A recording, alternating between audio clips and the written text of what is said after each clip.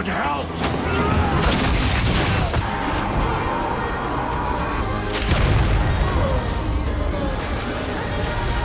Stranger Things is undoubtedly a force to reckon with in pop culture history. Now that the final season is out, it's time to celebrate everything that came before with the top 25 moments when Stranger Things broke the internet.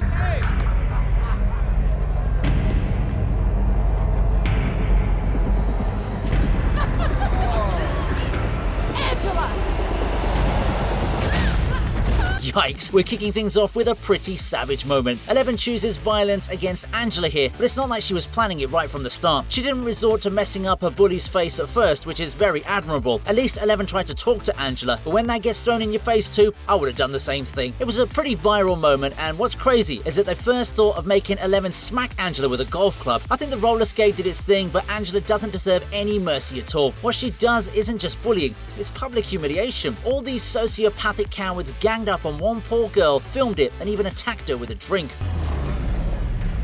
Wipe out!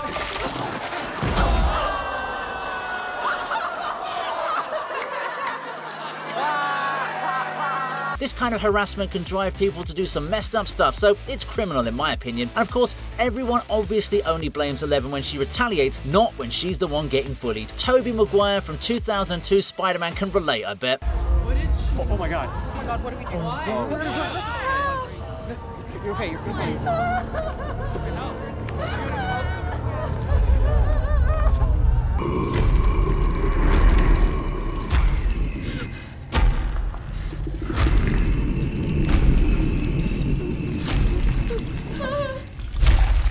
Jesus Christ, we're already taking things up a notch with this one. Vecna established himself as an S-tier villain pretty quickly, considering he's been inspired straight from A Nightmare on Elm Street. The Freddy Krueger vibes are immaculate, and the overall cinematography totally enhances his first appearance. That kill was brutal to watch, but it also made such an impact on viewers when they immediately started talking about it on social media. Honestly, I feel it's one of the reasons why Stranger Things managed to get its respect back after a weak season 3. Regardless, Vecna is horrifying to watch here, and we also see his character design for the first time in proper form. Don't cry, Chrissy. It's time for your suffering to end. Stranger Things has always been looked at as a show which brings back the 80s energy with a few monsters every now and then. However, this time it brought back the iconic feel of 80s horror movies, and I was locked in right from this moment onwards.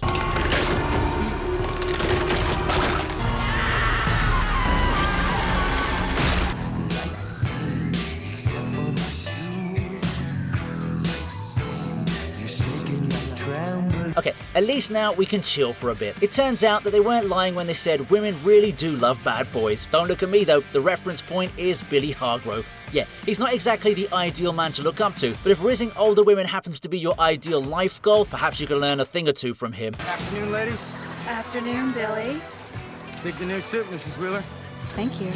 The Hawkins pool scene was super popular on the internet for the very obvious flirting that was going on between Billy and Mrs. Wheeler. Like, they don't have a full-blown conversation, but that brief moment was enough for us to understand all the intrusive thoughts at play. Also, it felt so weird hearing Billy not call the kids some profane names. He just sounds like a strict lifeguard doing his job, and not the biggest jerk ever. I know I mentioned in the previous entry that season 3 was a relative disappointment, but the show is so goated that even a weaker season can still have such viral moments.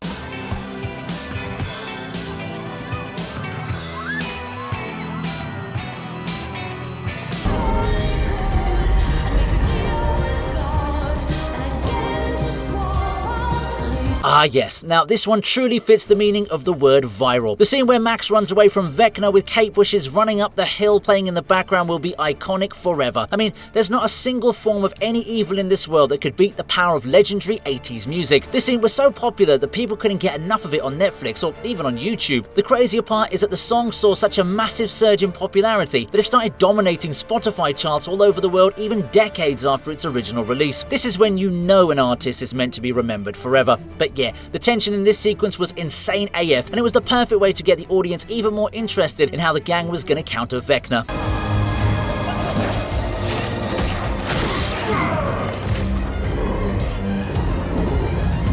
The moment is powerful because it's also symbolic of fighting against mental health issues, so I wonder if season 5 will have anything that can match this energy.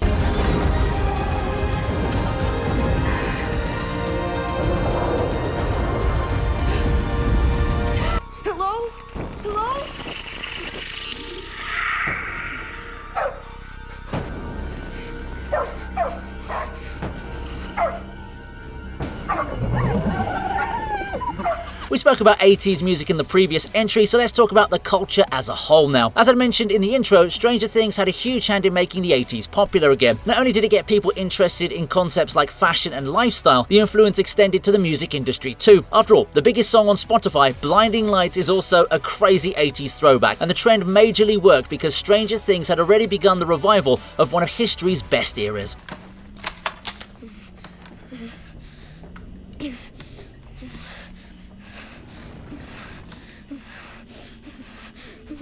Now, the very first scene gives us major throwbacks in terms of cinematography, background score, and film references too. Also, Will may have been in a typical horror scenario, but he makes smart decisions leading up to his disappearance, which actually makes the evil forces of the show that much more threatening. This is one of the most engaging openings to a show ever. It sets up likable characters, a scary creature, and an interesting mystery that takes an entire season to solve. This is probably why season 1 of Stranger Things, in my opinion, is the best season of the show.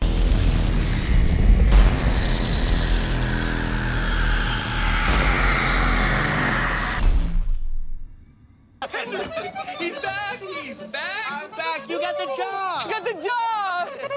Yay! Oh. Next up is the ultimate showcasing of nerd behavior. By that, I mean it's the ultimate handshake that would make anyone want to join Steve and Dustin's squad. Okay, maybe not Robin, because she just looked like she saw something traumatizing.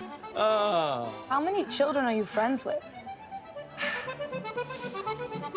Steve and Dustin being friends is one of the most wholesome things about this show, especially once you consider how Steve was set up like a minor villain in season 1. Sure, the guy isn't the toughest man on the planet, but his relationship with Dustin shows a side to him that made him a fan favorite despite his obvious weaknesses. As far as the handshake goes, I don't think I'll ever be able to get it right, despite a few attempts, but that's fine because I feel it's better off being their thing. It's light-hearted moments like this one that allow the audience to settle in nicely, even when there are apocalyptic level events happening everywhere else.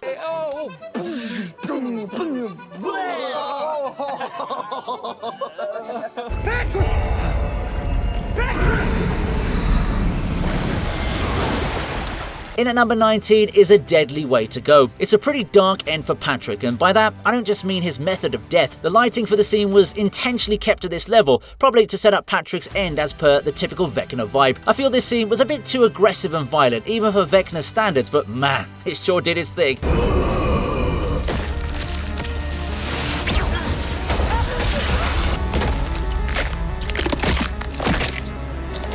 Perhaps Vecna learned his lesson after toying with Max and letting her escape with the power of Kate Bush. Even so, I would have liked to see a little bit more detailing regarding Patrick's past and traumas. The guy seemed pretty cool, and it was a shame to lose him the way we did. But then again, the Duffer Brothers probably wanted to make sure that we didn't take Vecna lightly after he experienced a mild stumble. The scene also shows us what the main villain is capable of if he decides to get serious.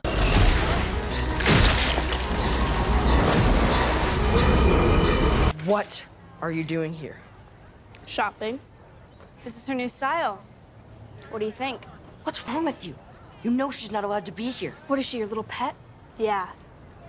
Am I your pet? Next up is not my favourite moment, but it did go viral, so it counts. Man, who would have thought that the kids could be this toxic right from such a young age? I'm not placing the blame on Eleven or Mike, but rather on Max for butting in where she doesn't need to be. Like, come on, Mike's a freaking kid, and you can't expect him to be boyfriend of the year in such a complex relationship. Max may not have had full clarity on Eleven's situation, but her butting in just felt like such a forced moment to put down the guy. It's one of the reasons why season 3 was such a downgrade, but at the same time, Mike's face when Eleven tells him she's dumping him was hilarious AF. It became a meme, and for all the right reasons. You know, I genuinely thought that Eleven might just throw the ice cream in his face, but nah, that expression was definitely a better choice.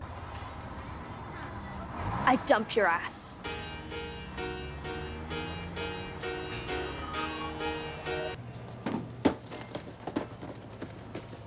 What should we do? Call the police. Oh man, these are back-to-back entries showcasing bad decisions. Eleven isn't a good role model if you consider how easily she gets influenced, or in this case, her tendency to steal Eggo waffles. This is such a blatant robbery that even the store manager was like, how do I deal with this? Excuse me, young lady. You know you have to pay for Maybe calling her a thief was a bit too extreme though. In all fairness, Eleven doesn't exactly have the best grasp on how society functions, despite the very obvious use of powers to stop the dude from catching her. She saw Eggos and decided to get as many of them as she could. It's what an ideal world would look like, and the absurdity of it all was what made the scene so memorable. Plus, she really stocks up to her best abilities. I can totally see her becoming a villain, but with her only crime being targeting such stores to steal Eggos. It's really funny actually, because Millie Bobby Brown herself doesn't even like Eggos at all. You have to pay for those. Stop right there. Thief! Thief! I want you to find something from your life. Something that angers you. Now channel it. Oh man, this one's a surprising choice for sure. I don't know what to say about the story involving Kali, because it was such a pointless arc, although we did get a viral scene from it. Eleven is given some direction on how to use her powers, and she manages to rev it up a notch by moving what looked like part of a train. It's not bad at all, considering how heavy such things are, and Eleven screams her lungs out upon succeeding had such a raw feel to it. Dig deeper. Your whole life you've been lied to. Do I have a mother? She's not around anymore. Man, they could have done so much with Kali as a character, because if she manages to escape the Hawkins lab, they could have connected her to the show in so many ways. Instead, they chose to make her this leather jacket wearing biker girl who just wants to be edgy because it looks cool. Anyway, I hope she's involved in season 5 somehow, because at least it'll make her appearance make more sense.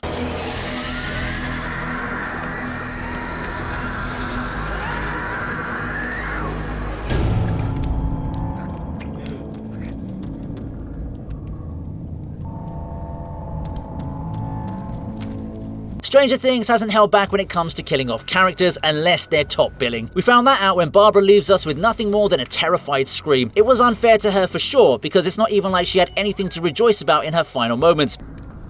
Nancy! Hello? She was all alone by the pool, and she was killed without anyone being able to hear her scream. It's a sad, tragic end, but it also made us all realize that these guys aren't messing around. Man, the momentum was crazy during season 1, wasn't it?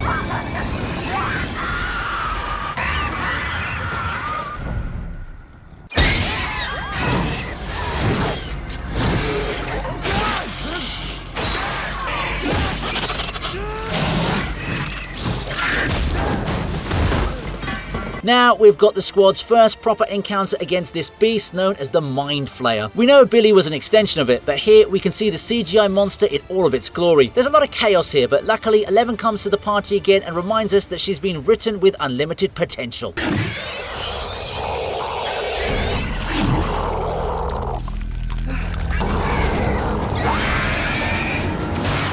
I mean, the fact that she had the power to tear the Mind Flayer's face in half after everything truly shows how strong she is. This isn't a Demogorgon. This is the big daddy of Demogorgons, and Eleven was able to rip it to shreds. Of course, this wasn't the last we'd see of the monster, but still solid stuff overall.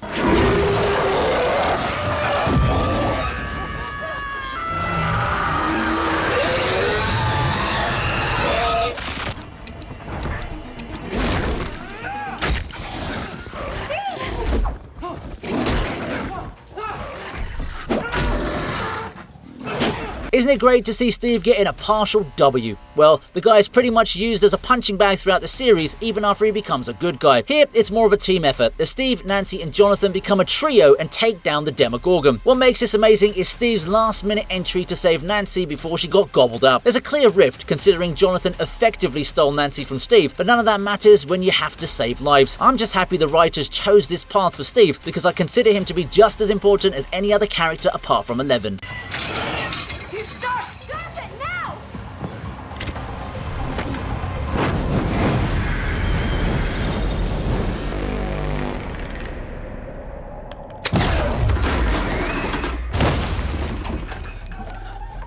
Alright, in at number 12 is the first time we celebrated the end of a threat. Eleven showing up to savagely destroy that Demogorgon was pure Giga Chad energy. If you ever wanted to see a kid with aura, this was the moment. The way Eleven casually tosses Mike aside was pure disrespect, but also looked really cool.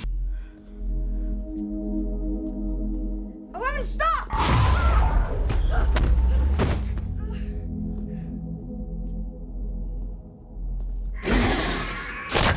It It was a neat decision to sync 11's power with the slingshot attack because we were all shocked at first. If such a slingshot existed, its maker would be drowning in cash after this episode. Anyway, I know 11 vanishes after this attack, but the way she took down the monster was cool AF. Plus, we already knew she was going to come back. There was no way Netflix wasn't going to renew such a popular show, right?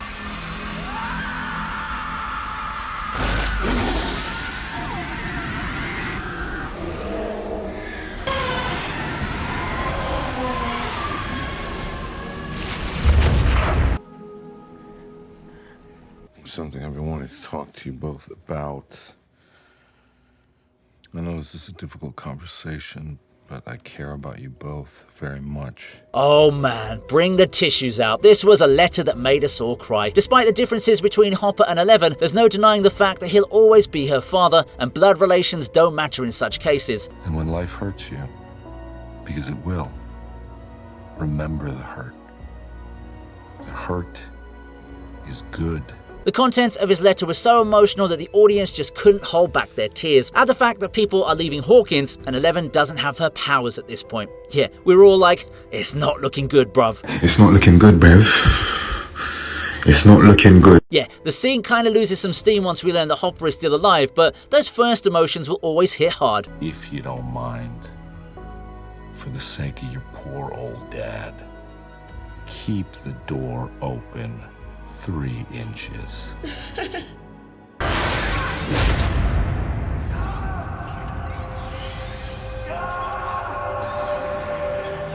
Kicking off my top 10 is the moment when we felt bad for the bully. As messed up as Billy was as a person, he did have his share of trauma, and this final stand wasn't only about sacrifice, but also about his redemption. Resisting the Mind Flayer was symbolic of Billy finally fighting against his own father, which is probably what made his end more acceptable, at least in his own mind.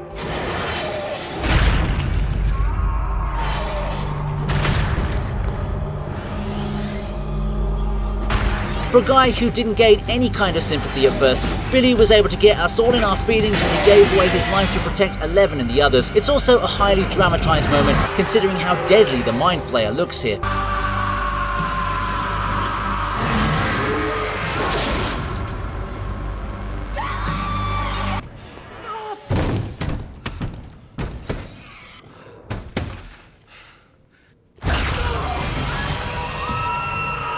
Coming up next is an entry that took us all by surprise. Bob was such a likeable character, and the poor guy didn't do anything to deserve the shock death he was given in the show. Like, we were all given false hope at first, only for it to be shattered seconds later. Man, he should have just kept running after closing those doors. All those smiles really had us all fooled into thinking he was safe, but hey, kudos to the writers for managing to trick the viewers.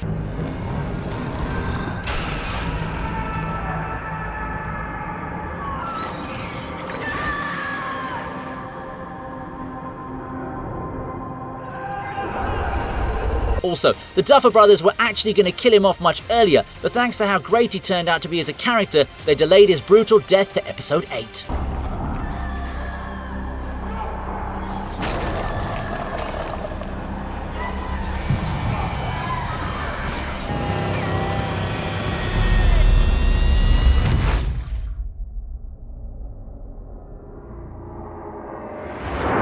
Moving a piece of a train was cool and all, but flipping a van in the way 11 does here is on a whole other level. It pretty much proved that she was certified badass material right here. It's not just about having the power to flip such a large vehicle, but rather about the casual manner in which she does it. The whole thing was shot so nicely that it makes us forget these kids were trying to outrun actual cars and vans with bicycles. You know, at first I assumed she'd make them fly over the van, but I can safely say this was a much better decision overall. Holy shit! Did you see what you did to that van? No, Dustin, we missed it. I mean, that was awesome. It was awesome.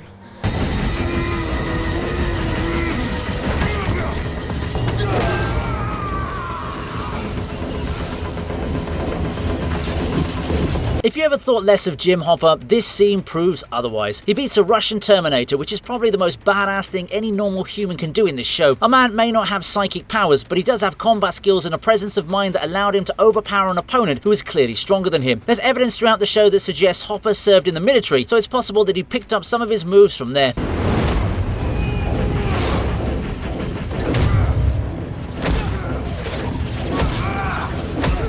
Either way, the manner in which he throws the wannabe Arnold Schwarzenegger into the machine was as brutal as things could get. Also, that final line was cold as heck. I'll see you in hell!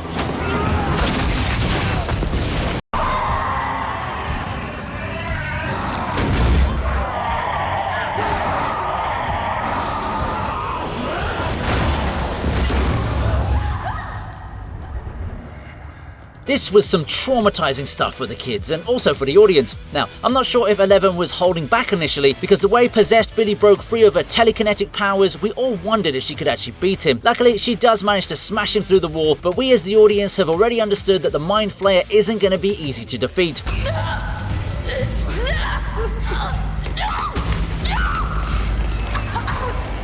What's more terrifying is that Billy is already a pretty scary guy without the possession, so this just made him more of a threat to the kids. Yeah, it's a bit weird that everyone was just standing there and watching while 11 got choked, but at least the bad guy gets beaten in the end, eh?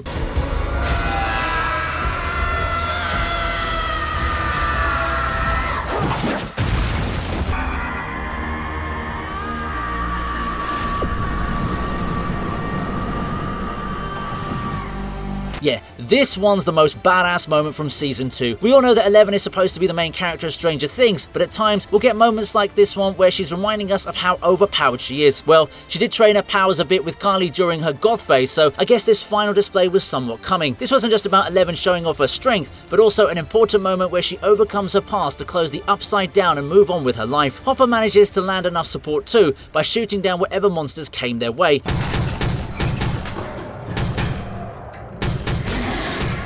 But it goes without saying that 11 stole the show here. Yeah, she totally deserves a whole supply of egos for what she did.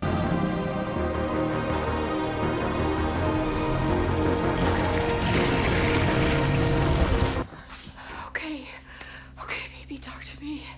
Talk to me, where are you? In at number 4 is the coolest use of lights in the show. The scene with the Christmas lights was so strangely beautiful to watch, simply because of how the visuals looked. In terms of story progression, the whole thing felt quite absurd, but that didn't matter because the audience was given hope, and they gladly accepted it. H-E-R-E,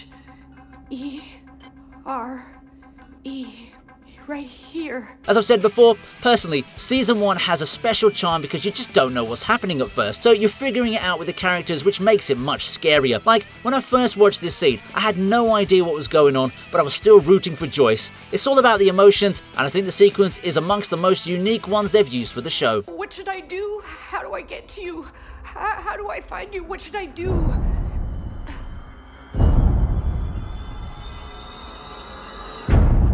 Chrissy, this is from you.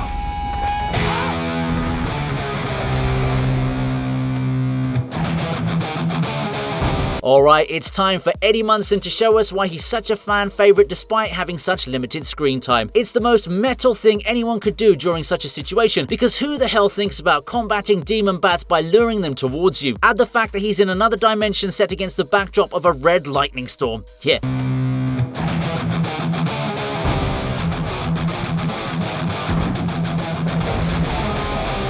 That should easily have landed him a spot in Metallica, although this rendition of Master of Puppets was pretty much the last song he played in his life. It was great to see a metalhead being treated like a normal human being rather than some violent fool, and it's pretty clear that it made Eddie Munson such a great character. He may not have survived this show, but hey, at least he can fight MCU villains like Galactus now.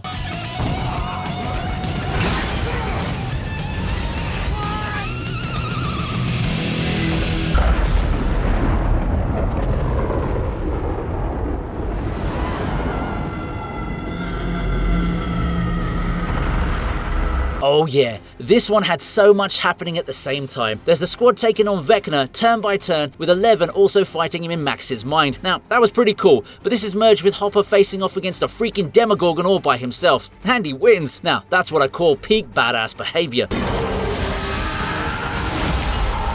Of course, he's not the main character, so they don't glorify it as much as they should, but the temporary takedown of Vecna was more than enough to make this such a popular sequence. Most importantly, it's Nancy's rage that tells us a lot about how she feels.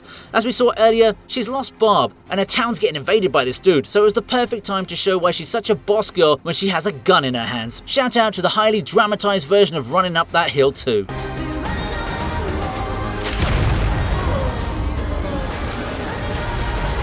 It wasn't supposed to end like this.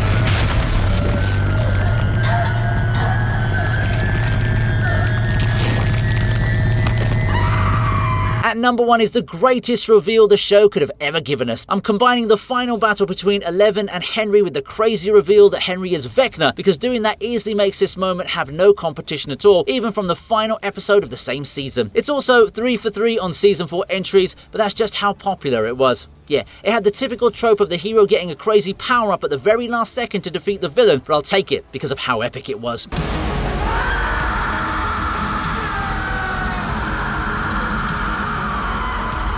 We also finally get clarity on what happened in the Hawkins lab that started this whole fiasco in the first place, so it was a perfect way to end the first part of season 4. Regarding the fight, I like how Henry had told Eleven to use a sad or angry memory to use her powers, yet she found her full strength with a loving memory of her mother telling her she loved her. Man, this was such a roller coaster of emotions, wasn't it?